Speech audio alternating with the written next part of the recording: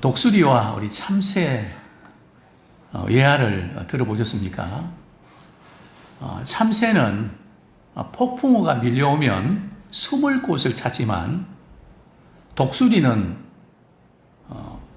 창공을 높이 올라가서 비상하면서 자유롭게 납니다. 또 참새는 위기는 절망입니다. 그러나 독수리에게 위기는 비상의 기회입니다. 우리가 위기를 두려워하지 않고 소망을 가질 수 있는 것은 위기 가운데서도 우리 하나님이 우리와 함께 하신다는 것을 믿기 때문입니다. 우리는 위기를 만나면 제일 이렇게 먼저 왜 이런 일이 생길까? 또 왜 하나님이 나를 도와주지 않을까? 항상 우리 이 부분을 자꾸 이렇게 생각한단 말이죠. 사실은 그게 아닌데, 우리가 지난번 우리 가족 수련회 이렇게 갔다가 우리 그날 날씨가 구름이 많이 끼었잖아요. 그때 아마 해가 많이 났더라면 참 어려울 수도 있었겠다. 근데 딱 좋은 날씨를 주신 거 기억하시죠? 구름이 이렇게 덮었는데요. 그러면 구름이 덮인 날씨는 해는 어디 있을까요? 해가 없을까요? 해는 비치고 있는 것입니다. 다만 구름 때문에 가려워진 것이죠. 우리 삶도 마찬가지입니다. 폭우가 쏟아지고 정말 정신 차릴 수 없을 정도로 여러 가지 어려움들이 우리 엄습에 온다 할지라도 조금 더 고도를 높여서 올라가면 하늘에는 해가 쨍쨍하게 비치고 있다는 사실입니다. 오늘 저는 이 진퇴 양난의 위기 앞에서 과연 우리는 어떻게 해야 될까? 먼저 우리가 이런 질문을 던지면 좋겠습니다. 지금 이스라엘 백성들이 지금 진퇴 양난의 위기에 처하게 됐습니다. 그들이 뭘 잘못해서 이런 일이 생긴 걸까요? 모세가 지시하는 대로 안 따르고 그냥 자기 생각대로 하다가 이런 일이 벌어진 것일까요? 전혀 그렇지 않습니다. 그들은 모세가 말씀을 전하면 그대로 따라했습니다. 그걸 어떻게 알 수 있냐고요? 자, 출애굽기 6장 1절부터 14장 1절을 쭉 보면 말이죠. 공통된 문구가 나오는 표현이 나오는데 한번 우리 출애굽기 6장 1절 한번 보겠습니다. 출애굽기 6장 1절 같이 한번 읽을까요? 시작. 여호와께서 모세에게 이르시되 이제 내가 바로에게 하는 일을 내가 보리라. 강한 손으로 말미암아 바로가 그들을 보내리라. 강한 손으로 말미암아 바로가 그들을 그의 땅에서 쫓아내리라. 자, 이 보면 여호와께서 모세에게 이르시되, 그러면 백성들 그대로 따라했거든요. 우리 7장 1절 제가 읽어드리겠습니다. 여호와께서 모세에게 이르시되, 그 다음에 14장 우리 1절 한번 보겠습니다. 여호와께서 모세에게 말씀하여 이르시되. 그러니까 지금 이스라엘 백성들이 애굽에서 나온 이후 지금까지 여기까지 항상 그들은 하나님께서 모세에게 말씀하시면 그들은 그대로 순종했다는 거죠. 따랐다는 거죠. 그런데 왜 그들이 지금 진퇴양난의 위기에 처하게 됐을까요? 내가 잘못해서 어려움을 겪으면 잘못한 게 있으니까 우리 그것을 그대로 받아들이는데 주님을 기쁘시게 하기 위해서 내가 애쓰고 기도도 하고 정말 열심히 봉사도 했는데 왜 지금 이렇게 사방으로 막혔습니까? 정말 이런 난감할 때 있지 않습니까? 바로 이럴 때 우리는 그것을 어떻게 받아들여야 될까요? 먼저 왜 이런 일들이 일어나게 됐는지 해석을 잘해야 됩니다. 그것을 우리가 잘 받아들여야 됩니다. 자, 이스라엘 백성들은 애굽에서 탈출해 숫곳에서 에단까지 말이죠. 계속해서 이제 북동쪽으로 계속 이렇게 올라가고 있었거든요. 그리고 이제 바로 이렇게 빠른 길로 가면, 블레셋 길로 가면 가나안을 빨리 갑니다. 근데 갑자기 하나님께서 말이죠. 밑으로 내려가라고 우회하는 코스를 말씀하십니다. 지금 이 진퇴양난의 위기에 처하게 된 이스라엘 백성들은 나름대로 잘 했는데 갑자기 하나님께서 코스를 바꾸라고 하셔서 거긴 아니야. 너 다른 길로 가야 돼. 하나님께서 바꾸셔서 이런 일이 생긴 건 아닐까요? 하나님이 실수하신 걸까요? 뭐가 잘못된 걸까요? 항상 우리는 이 부분을 그냥 순간적으로 힘들고 어렵기 때문에 우리 생각으로 결론 내리지 마시고 우리 하나님이 어떤 분이시고 또 하나님이 지금까지 우리를 어떻게 인도해 주셨는지 그것을 우리의 되새기고 믿음의 눈으로 바라보기를 소원합니다. 도저히 이해가 안 되는 상황이 벌어질 때가 있죠. 나는 그렇게 잘하려고 했지만 왜 이런 일이 나에게 생기는 걸까? 뭐 저에게도 그런 일이 있고 우리 모두에게도 그런 일이 있습니다. 도저히 풀리지 않는 하나님, 그 경우에는 하나님 이렇게 하셨어야 되잖아요. 또 이렇게 해주셔야 되잖아요.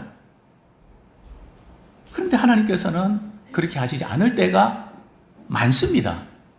종종 있는 게 아니라 우리 연세 드신 우리 권사님들, 우리 장로님들 계시지만 제가 지금까지 살아보면서 제가 20대, 30대는요 하나님께서 저를 중심으로 지구를 돌아가게 하신 줄 알았습니다. 지동설이 아니라 나동설. 들어보셨습니까? 하나님 나만 사랑하고 모든 것이 내가 원하면 다 돼야 된다고 생각했습니다. 근데 시간이 가면 갈수록 그게 아닌 것 같아. 이것도 아닌 것 같아. 뭐 이런 것들이 점점 우리 늘어나면서 우리가 나이를 먹지 않습니까? 그래서 그런 말로 표현을 못해도 왜 이런 상황이 일어났을까? 이해가 안 되는 경우도 있는데요. 그때는 어떻게 해 오셨나요? 아니, 그런 경우는 어떻게 해야 되나요? 저는 성경 말씀을 읽어가면서 한 가지 사실을 발견하게 됐습니다. 그게 뭔가 하면 저는 그때마다 이렇게 우리 하나님께 기도합니다. 하나님, 이 상황이 저는 이해할 수 없습니다. 받아들이기도 힘이 듭니다. 그렇지만 하나님의 이유가, 하나님의 의도가 반드시 있을 것을 저는 믿습니다. 그리고 믿고 나갑니다. 분명히 하나님의 니드가 있을 거야. 하나님의 의도가 있을 거야. 내가 알지 못하는. 우리가 이 경우를 어디서 발견할 수 있습니까? 우리 아이들 가운데 과자를 좋아하고 건강에도 안 좋은 그런 것들을 이렇게 좋아하는 가게를 지나칠 때 부모님들은 어떻게 합니까? 일부러 코스를 바꾸지 않습니까? 그거 보면 사달라 그러니까. 우리 부모님들이 왜 그렇게 하나요? 부모님을 위해서 그렇게 하나요? 당연히 우리 자녀들 위해서. 때로는 하나님께서도 우리가 보지 못하는 그거 안 좋은 거야. 사실 성경은 문제가 많다는 것을 언급하고 있지만 답이 많거든요. 근데 문제는 하나님께서 우리에게 주시는 답과 우리가 원하는 답이 다르다는 거예요. 그래서 하나님이 주시는 답을 우리가 찾지를 못하는 겁니다. 건강에 안 좋은 거 싼 거 부모님이 이렇게 애들을 사주나요? 맛은 없지만 건강에 좋은 거 비싼 거 사주지 않습니까? 마찬가지입니다. 물론 하나님은 다르시지만 더 우리를 사랑하시는 분이시죠. 그래서 우리는 항상 어떤 상황 속에서도 이해할 수 없어도 하나님을 신뢰하기 원합니다. 눈물이 펑펑 나고 막 그냥 폭발할 것 같던 그런 순간들이 많이 있지 않습니까? 그때마다 저는 울면서 이렇게 고백합니다. 하나님, 많이 힘들지만 하나님 신뢰합니다. 그리고 살아보면 깨닫는 거 있지 않습니까? 어떤 걸요? 아, 그래서 그랬었구나. 이걸 철든다 그러지 않습니까? 이제 우리 영적으로도 철이 들었으면 좋겠습니다. 하나님께서 이스라엘 백성들 코스를 이렇게 잡으신 두 가지의 이유가 있죠. 첫 번째 이유가 뭘까요? 출애굽기 13장 17절 말씀 제가 읽어드리겠습니다. 참 이스라엘 백성들의 갖고 있는 약점, 준비되지 않은 모습, 그것 때문에 하나님께서 이스라엘 백성들을 위해서 이렇게 코스를 바꾸신 겁니다. 17절 제가 읽어드리겠습니다. 바로가 백성을 보낸 후에 블레셋 사람의 땅의 길은 가까울지라도 하나님이 그들을 그 길로 인도하지 아니하셨으니 이는 하나님이 말씀하시기를 이 백성이 전쟁을 하게 되면 마음을 돌이켜 애굽으로 돌아갈까 하셨습니다. 지금 이스라엘 백성들이 진을 치고 있는 그곳에서 말이죠. 블레셋까지 그냥 북동쪽으로 가게 되면 금방 가거든요. 이 돌아서 가는 그 거리는 블레셋 땅의 길로 가는 것보다 6배나 더 먼 거리입니다. 근데 하나님께서 블레셋 땅의 길로 가는 것을 바꾸신 이유가 있다는 거죠. 이유가 뭡니까? 먼저 이 블레셋은 당시 철기 문화가 발달되어 있어서 아주 좋은 무기들, 아주 잘 훈련된 정예군사들이 있었거든요. 그런데 지금 이스라엘은 애굽에서 나왔지만 그들이 전쟁할 무슨 조직이나 시스템이나 무기나 이런 게 준비되어 있나요? 병거가 있습니까? 무기가 좋습니까? 뭐 내세울 만한 것은 아무것도 없습니다. 그러니까 남았는데 그냥 전쟁과 맞부딪히면 아이 우리 그냥 괜히 나왔다. 애굽으로 다시 돌아갈래? 그렇게 할까봐 그 생각까지도 하나님 아시고 코스를 조금 우회한 길로 바꿨던 겁니다. 자, 그 다음에 이 두 번째 이유가 뭘까요? 자, 두 번째 이유가 우리 14장 3절. 우리 같이 한번 읽겠습니다. 시작. 바로가 이스라엘 자손에 대하여 말하기를 그들이 그 땅에서 멀리 떠나 광야에 갇힌 바 되었다 하리라. 바로가 말이죠. 이스라엘 백성들을 애굽에서 이렇게 보내고 나서 얼마나 허전했겠습니까? 그러면서 이스라엘 백성들이 가는 코스를, 노선들을 이렇게 보고를 받습니다. 그런데 이런 소식이 들립니다. 왕이시여, 지금 이스라엘 백성들이 광야에 갇힌 바 되었습니다. 앞쪽, 오른쪽하고 왼쪽, 또 이렇게 뒤쪽, 또 앞쪽, 뭐 이렇게 해서 이제 막혔습니다. 산으로 막혀 있고요. 그 다음에 홍해 바다가 혀를 날름거리고 있고, 애국 군대가 추격하면 꼼짝없이 우리는 그들을 다 잡아올 수 있습니다. 바로 왕이 이 소식을 들었습니다. 이때가 지금 이스라엘 백성들이 애굽에 나온 지 한 4일, 한 6일 정도 된 걸로 봅니다. 물론 성경에 언급되어 있지 않지만 여러 가지 이렇게 볼 때 그 정도 된 걸로 봅니다. 그러니까 바로가 말이죠. 그냥 장자들, 애굽의 장자들 다 죽고 나서 말이죠. 슬픔에 잠겼는데 이제 며칠 지나지도 않았는데 그 이스라엘의 그 노동력을 말이죠. 생각이 된 거죠. 한번 생각해 보십시오. 지금 이스라엘의 노동력이 말이죠. 얼마나 빠져나갔습니까? 남자만 60만 명이 빠져나갔거든요. 뭐 여자들은 그냥 있었겠습니까? 뭐 당연히 일을 했죠. 남자라면 60만 명. 자, 코로나 이후에 지금 어떤 상황입니까? 코로나 이후에 지금 해외여행 다녀온 분들이 출국, 입국하는데 말이죠. 대기선에서 기다리는데 코로나 때문에 인력 감소를 했다가 말이죠. 갑자기 해외 출장을 하니까 막 대기하는데 말이죠. 제대로 하질 못하는 거 아닙니까? 그래서 비행기 놓치기도 하고, 하루 이상 딜레이 되기도 하고, 60만 명. 지금 우리나라도 마찬가지거든요. 외국인 노동자들이 일하는 부서들이 많이 있는데, 코로나 때문에 그냥 본국으로 돌아가거나, 또 들어오지 못하니까, 그 인력이 굉장히 어렵거든. 그러니까, 시급을 말이죠. 많이 줘도 사람 구하기 어려움. 근데 지금 이집트 지금 상황은 더 심각하죠. 60만 명이 빠져나가니까 말이죠. 이게 바로왕이 그 소식을 듣고 이제 다시 잡아들여야 되겠다. 이런 마음이 들 수밖에 없죠. 자, 그 다음에 우리 4절 말씀. 자, 그래서 이제 이스라엘 백성들을 말이 추격하는데, 근데 그 이스라엘 백성을 추격하게 된 것이 누가 개입해서 그런 걸까요?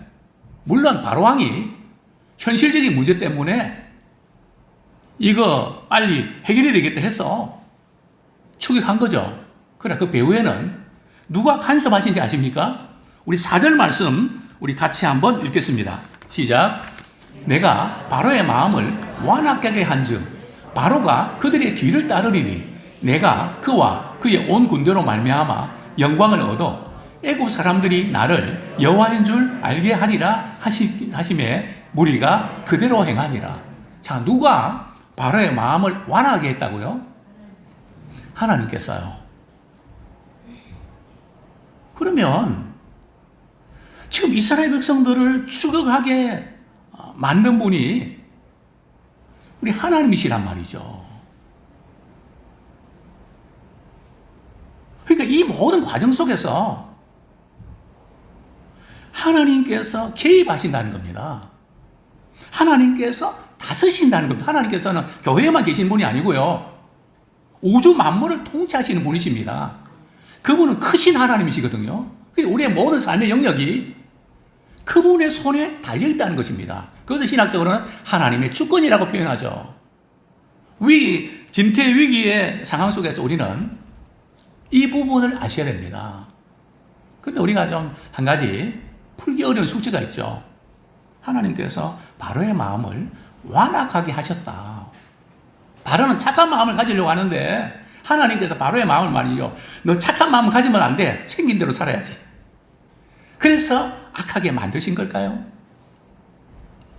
그런 걸까요?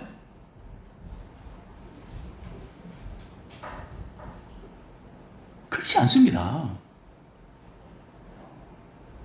그럼 왜 성경은 하나님께서 바로의 마음을 완악하게 하셨다고 표현하셨을까요? 이것은 하나님께서 바로의 마음이 완악하게 해서 나쁜 짓 하게 되는 것을 부추긴 그런 분이 아닙니다. 그럼 하나님이 죄를 짓게 만드신 분이시잖아요. 그래서 우리는 때때로 왜 하나님 내가 죄를 지으려고 하는데 하나님 안 막아주셨습니까? 자꾸 이런 쪽으로 우리가 가버린단 말이죠. 문제는 바로가 말이죠. 그 완악한 마음. 이스라엘 백성들을 보내놓고 말이죠. 그 장자들 안 보내기 때문에 장자들 다 죽었잖아요. 짐승까지도. 첫 번째 태어난 짐승은 다 죽었잖아요. 한번 생각해 보십시오. 왕으로부터 시작해서 말이죠. 모든 가정에 말이죠. 통곡 소리가 들립니다. 그죠? 장례가 난 거죠. 그게 며칠 됐다고. 정신을 차릴만 한데도 현실 문제. 현실을 꾸려가야 되니까. 생존해야 되니까. 그러면서 그 욕심. 그래서 이스라엘 백성들을 다시 체포하고 데리고 와야 되겠다. 그 마음을 말이죠. 하나님께서 그대로 두셨다는 겁니다. 굉장히 중요한 부분입니다. 우리 신자들은 하나님께서 때때로 그게 아니야 그럴 때 말이죠. 하나님께서 고통을 주시거나 막으세요. 뭐 이래도 되는가 보다 하고 잘못하면도 말이야 그냥 가만히 그렇게 가면요. 그때 조심하셔야 됩니다. 왜요? 크게 당합니다. 우리 하나님은 그냥 그때 아픔을 주실 때가 좋지. 그래, 네 마음대로 한번 해봐. 우리 부모님도 그렇지 않습니까? 네가 마음대로 해봐. 그러나 책임져야 돼. 정말 우리 하나님께서 그때 처리하실 때도 있지만 대부분은 모았다가 꽉 차면 하나님께서 징계하신 것을 보게 돼, 심판하신 걸 보게 됩니다. 그렇습니다. 바로의 마음을 완하게 해서 말이죠. 애국 군대를 이제 추격하게 되는 거죠. 자, 그런데 이제 바로가 말이죠. 좀 더 열받았던 사건이 있죠. 자, 바로왕은 이스라엘 백성들이 광야에서 제사를 드리고 말이죠. 며칠 만에 돌아올 줄로 기대했습니다. 며칠인가요? 며칠 만에 돌아올 것을 기대했죠. 출애굽기 8장 27절 보면 사흘 동안에 말이죠. 광야로 가서 8장 27절에 보면은 사흘 동안 광야로 가서 제사 드리고 오겠다 그랬거든요. 그러니까 휴가를 사흘을 준 겁니다. 근데 요즘 우리 젊은이들에게 말이죠. 사흘이 며칠입니까? 물어보면 뭐라고 대답하는지 아십니까? 이렇게 이야기합니다. 왜냐면 사자니까. 요즘 우리 아이들이 지금 지식의 이 양극화 현상이 굉장히 많이 일어나고 있습니다. 읽기는 읽는데 의미를 모른다는 거죠. 왜요?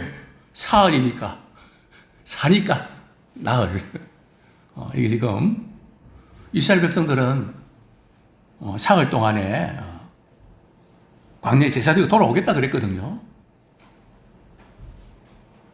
물론 지금 바로의 마음에는 안 돌아올 것 같다 하는 생각이 컸을 겁니다. 그러나 말은 사흘 동안 갔다가 온다 그랬거든요.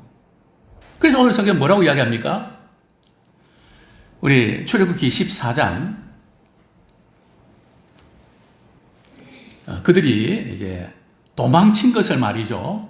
이렇게 알게 된 거죠. 사흘이 됐는데도 안 돌아오니까 이게 도망을 치니까 더 열을 받은 거죠. 그렇습니다. 이제 두 번째로 우리가 한번 조금 점검해 볼 부분 말이죠. 사흘이 이제 우리 8장 14장 5절 말씀 한번 읽죠. 뭔가 조금 석연치 않은 그런 표정인데요. 우리 14장 5절 제가 읽어드리겠습니다. 그 백성이 도망한 사실이 애굽 왕에게 알려지매 사흘 만에 갔다 오는 게 아니라 도망쳤구나. 그게 딱 알려지니까 말이죠. 빨리 추격했어. 그래서 그 이틀 만에 말이죠. 그냥 따라잡은 거죠.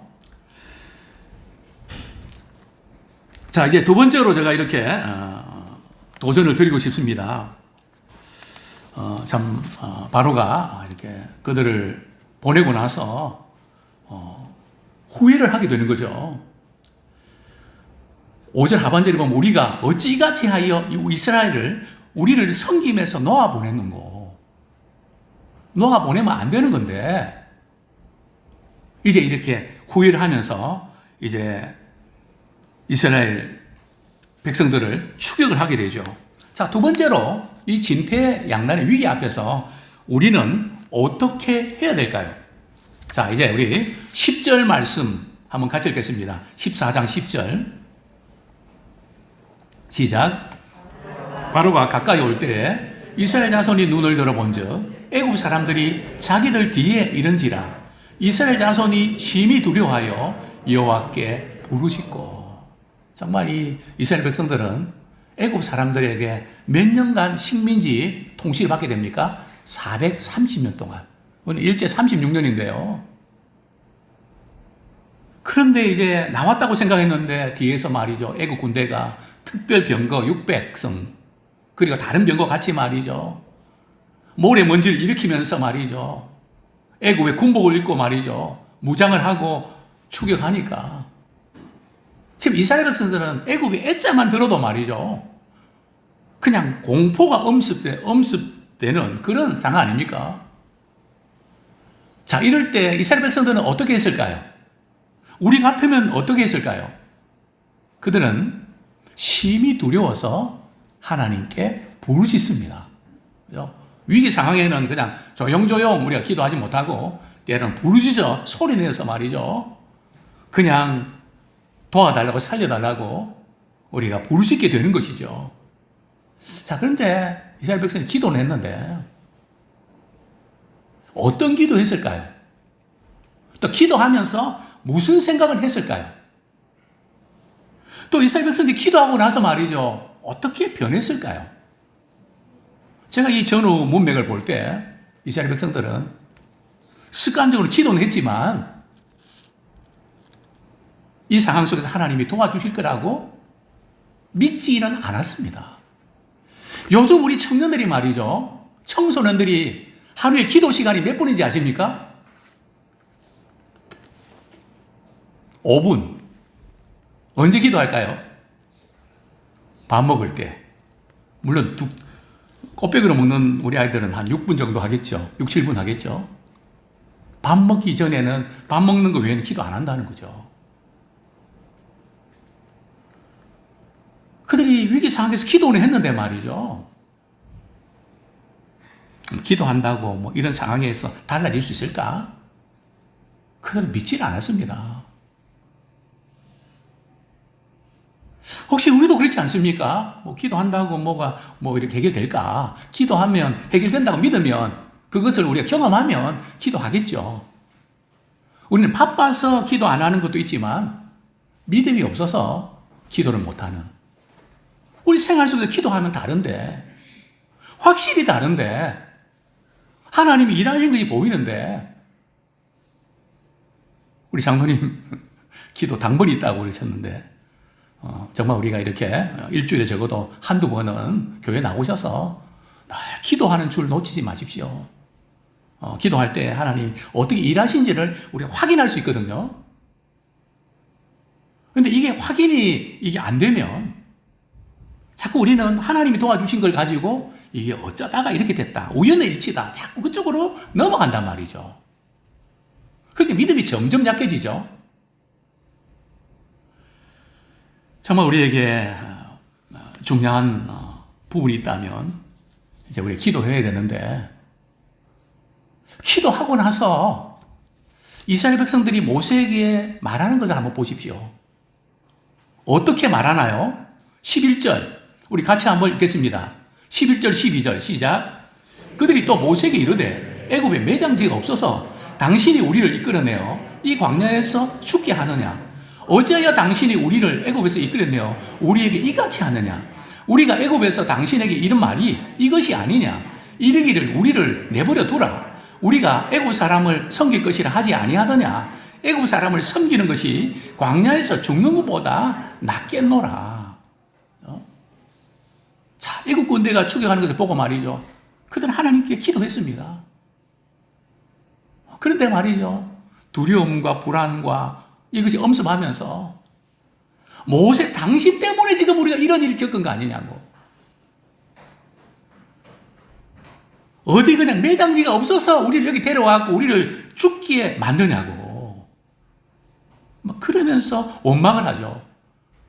왜 우리가 애굽에서 그냥 그대로 좋다 그러는데 왜 이끌어내갖고 이 고생 시키냐고. 막 그러면서 그들은 불만을 터뜨립니다.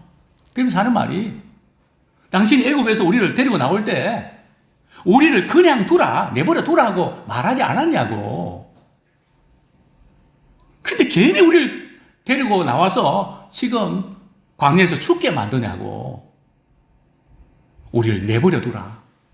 어디서 많이 들은 것 같지 않습니까? 요즘 우리 아이들. 내버려 두세요, 내버려 두세요. 내버려 두세요. 그냥 내버려둬요. 이 원조가 바로 여기서 나오는 겁니다. 예. 잘해주려고 하지 말고 그냥 가만히 두시라고. 근데 왜 자꾸 잘해주려고 귀찮게 합니까? 그러면서 그들은 모세를 원망합니다. 근데 하나님께서는 이스라엘 백성들의 그 불신앙을 보고도 바로 징계하거나 그렇지 아니하시고요. 구원해 주시는데 모세가 이 상황 속에서 모세는 어떻게 대처할까요? 진퇴양난의 위기 속에서 모세는 백성들 이야기를 듣고 말이죠. 질려버리지 않겠습니까? 어떡하면 말이죠. 그냥 뒤집어 버리고 원망하고 불평하는 모세도 말이죠. 할 말이 있죠. 하나님, 제가 안 한다고 했잖아요. 보낼 만한 자를 보내달라고 했잖아요. 근데 이게 뭡니까? 나도 이스라엘 백성들과 같이 애국으로 돌아갈래요. 뭐 그렇게 할 수도 있지 않겠습니까? 그러나 모세는 그렇지 않습니다. 어땠을까요? 13절에 보면 모세가 백성에 이르되 너희는 두려워하지 말고 가만히 서서 여호와께서 오늘 너희를 위하여 행하시는 구원을 보라. 너희가 오늘 본 애굽 사람을 영원히 다시 보지 아니하리라. 여호와께서 너희를 위하여 싸우시리니 너희는 가만히 있을지어다. 그렇습니다. 정말 이스라엘 백성들이 이렇게 왜 우리를 애굽에서 데리고 나왔냐고 이렇게 대들 때 우리 하나님께서 다 들으셨거든요. 하나님께 이스라엘 백성들을 어떻게 해서 나오게 했는데요. 10가지 재앙 내려서. 우리가 볼 때는 10가지 재앙이 그냥 된 것 같지만 하나님께서 10가지 재앙 내리고요. 또 바로왕에 말이죠. 마음이 달라지면 또 거두기도 하고 뒷수습하고 말이죠. 그런 거 하나하나가 장난 아니잖아요.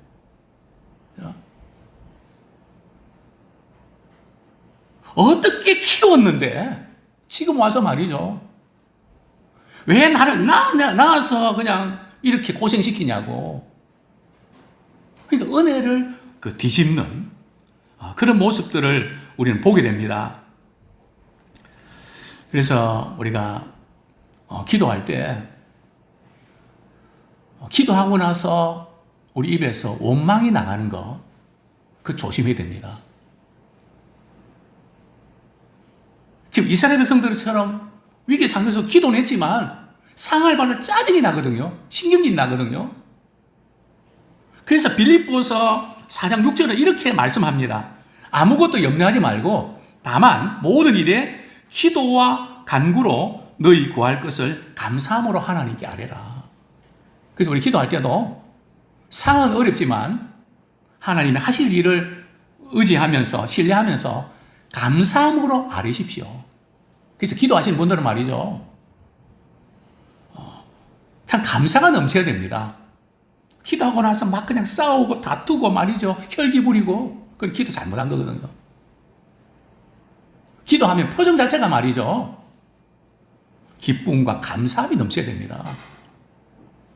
자, 이런 진퇴양난 위기에서 제일 먼저 우리가 기억해야 될 것은 이해할 수 없어도 우리 하나님을 신뢰하고 이전에 베풀어 주신 은혜를 기억하셔야 됩니다. 이거 놓치시면 안 돼요. 지금 이스라엘 백성들이 잘못한 것이 그냥 힘들고 어려우니까 막 그냥 이렇게 불안해하고 걱정하고 짜증나고 그게 문제가 아닙니다. 우리가 그런 감정 없으면 안 되잖아요. 그건 있을 수 있는 거거든요. 다만 이스라엘 백성들이 잘못한 게 뭔가 하면 하나님께서 은혜로 이까지 인도해 주셨는데 그것을 뒤집어서 말이죠. 왜 나를 여기까지 인도했냐고. 그 사람의 인격도 그렇습니다. 어렵고 힘들 때에 과거에 베푸신 은혜를 기억하면서 말이죠. 저는 그때 우리 선생님이 베푸신 은혜를 지금도 기억합니다. 잊을 수가 없습니다. 어렵고 힘들 때 말이죠. 상대는 더 잘해주지 못해서 미안해 하는데 이전에 저한테 이렇게 베풀었던 거 그 은혜를 저는 잊을 수 없습니다.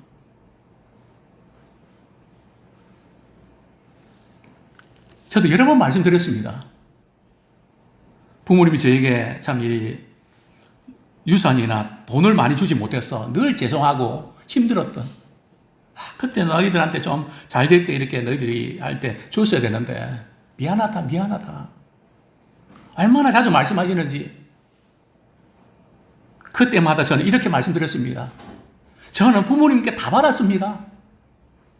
하나가 우리 아버님이 안 해주신 게 없습니다. 저는 넘치도록 받았습니다. 무엇보다도 부모님의 신앙의 유산을 받았습니다. 저희 아버님 막 우시더라고요. 그럴 때 제 하나님의 심정, 우리가 어렵고 힘들 때 나는 어떻게 하고 있지? 뭐 하고 있지? 이전에 베풀어 주신 그 은혜를 기억하면서 또 이 모든 것에도 하나님의 의도가 있다는 겁니다. 분명히 하나님의 의도가 있었죠. 우리 출애굽기 14장 어떤 의도일까요? 4절 하반절에 봅니다. 내가 그와 그의 온 군대로 말미암아 영광을 얻어 애굽 사람들이 나를 여호와인 줄 알게 하리라. 그죠? 결국 모세가 말이죠. 이스라엘 백성들에게 너희들은 두려워하지 마라. 정말 위기 상황에서 두려워하지 않는 거 마음대로 안 되죠. 그죠? 기도하면서 모든 세계들이 하나님의 평강이 우리의 마음과 생각을 지켜주실 때에 가능합니다. 가만히 하나님께서 어떻게 구원하시는지 보라. 너희들이 지금 보았던 애국 사람들 영원히 보지 못할 거야. 하나님께서 그들 위해서 싸우시기 때문에 하나님이 승리로 너희들에게 선물을 주실 거라고 하는 약속이죠. 모세는 그것을 그대로 믿었습니다. 그래서 실제로 그런 일이 벌어졌죠. 이제 애국 군대 계속 추격오는데요. 이제 모세도 기도합니다. 하나님 부르짖음, 하나님 정말 어려운 상황인데 하나님 도와주십시오. 얼마나 참 하나님께 간절히 기도했던지. 우리 하나님께서 이렇게 말씀하십니다. 출애굽기 14장 15절 말씀 같이 읽겠습니다. 시작. 여호와께서 모세에게 이르시되 너는 어찌하여 내게 부르짖느냐? 이스라엘 자손에게 명령하여 앞으로 나가게 하고 16절 지팡이를 들고 손을 바다 위로 내밀어 그것이 갈라지게 하라. 이스라엘 자손이 바다 가운데서 마른 땅으로 행하리라. 모세는 하나님의 말씀을 선포하고 안심을 시키고 기도합니다. 하나님께서 모세야 왜 계속해서 기도만 하고 있냐?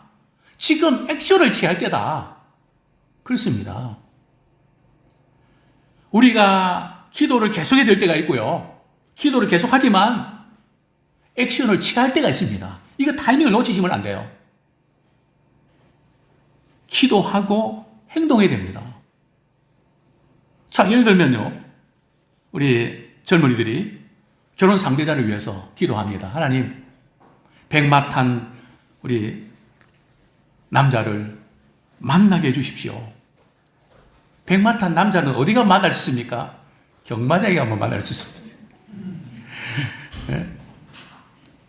그냥 나에게 와서 프로포즈 합니까? 아니거든요. 우리는 친구의 소개로 만나야 됩니다. 서로 대화하고 서로를 확인하고 그런 가운데 하나님께서 마음을 이끌어 주십니다. 우리가 약한 게 뭔가 하면 우리 기도만 하고 액션을 취하지 않단 말이죠. 우리는 기도하고 찾아야 됩니다. 또 두드려야 됩니다. 어찌하여 부르짖기만 하고 있냐? 지금 액션 취할 때다. 지금 행동으로 움직일 때다. 우리 이런 타이밍을 우리가 잘 확인하고 대처하는 그런 우리가 되길 원합니다. 모세를 향해서 모세야 지팡이를 내밀어라. 막 지금 애국 군대가 말이죠. 막 초기에 들어옵니다. 근데 이때 말이죠. 애국 군대 그 사령관이 볼 때는 말이죠. 지금 이스라엘 백성들이 정상적으로 홍해 바다를 건넙니까? 지팡이를 내미니까 바닷물이 갈라지면서 말이죠. 양쪽에 벽이 되면서 육지가 된 거거든요. 이게 하나님이 하신 거잖아요. 그러면 애국 군대는 말이죠. 아, 이게 지금 하나님이 일하시구나. 그러면 그들이 홍해 바다 갈라지도 들어가면 안 되거든요. 우리 같으면 안 들어갔을 겁니다. 그런데 잡아와야 된다는 거. 그 경제적인 손실이 얼마인데 잡아들여야 된다는 그 욕심. 그래서 히브리서 기자는 이렇게 말씀합니다. 이스라엘 백성들은 믿음으로 육지까지 건넜고요. 애국 군대는 하나님을 시험하다가 물에 빠져 죽었다. 대단히 중요합니다.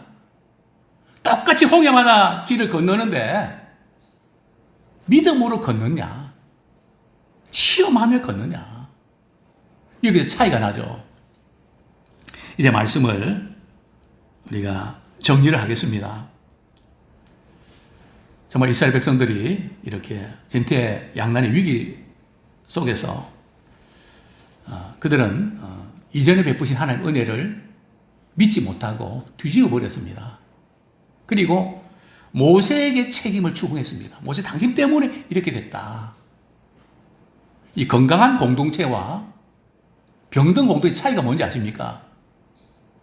위기를 만나면 그냥 누구 때문에 그랬다, 누구 때문에 그랬다고 말 그쪽으로 가는 가정이든 직장이든 나라든 정당이든 교회든 이런 경우들은 건강하지 못한 겁니다. 저는 이 미국에 9.12 사태 일어났을 때 미국 사람들이 어떻게 대처하는가 유심히 보았습니다. 뭐 누구를 원망하고 정책이 잘못되고 비난할 수 있는데 그들은 부시 대통령 중심으로 딱 마음을 하나로 갔습니다. 그 위기를 극복하는 데 초점 맞춥니다. 근데 과연 우리 사회는 좀 어떨까요? 혹시 이스라엘 백성들과 비슷하지 않습니까?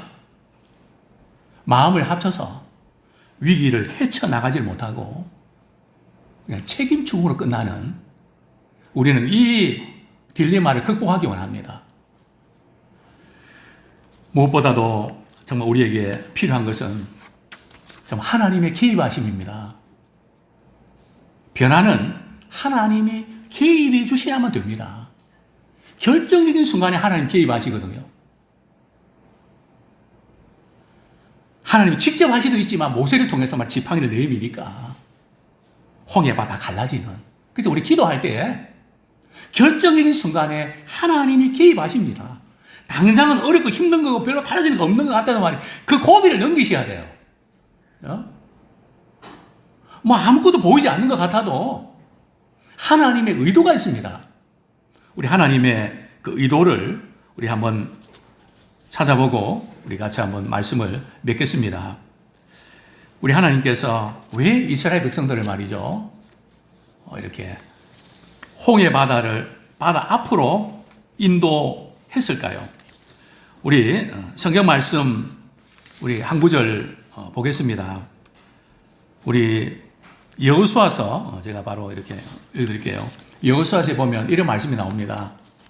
이제 애굽의 여리고성의 정탐꾼을 말이죠, 여호수아가 2명을 파견합니다. 그때 이제 라합의 집에 머물게 되죠.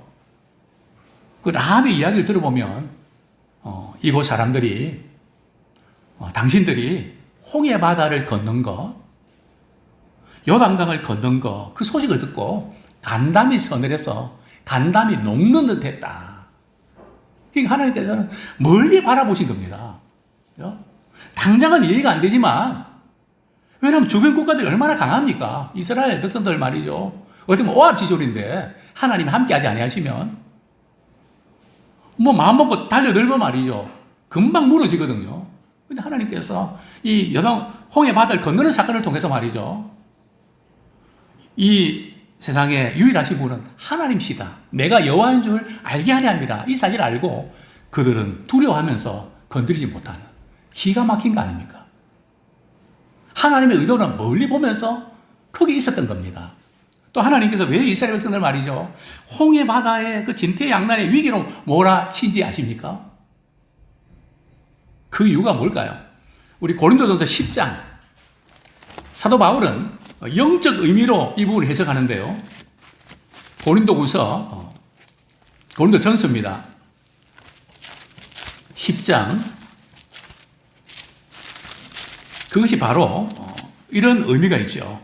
고린도전서 10장 우리 1절, 2절 읽겠습니다. 형제들아, 나는 너희가 알지 못하기를 원하지 아니하노니 우리 조상들이 다 구름 아래 있고 바다 가운데로 지나며 모세에게 속하여 다 구름과 바다에서 세례를 받고. 다시 말씀드리면 지금 이스라엘 백성이 홍해바다에 들어간 것은 말이죠, 이제 너희들이 더 이상은 애굽 심부름에서 벗어나야 된다.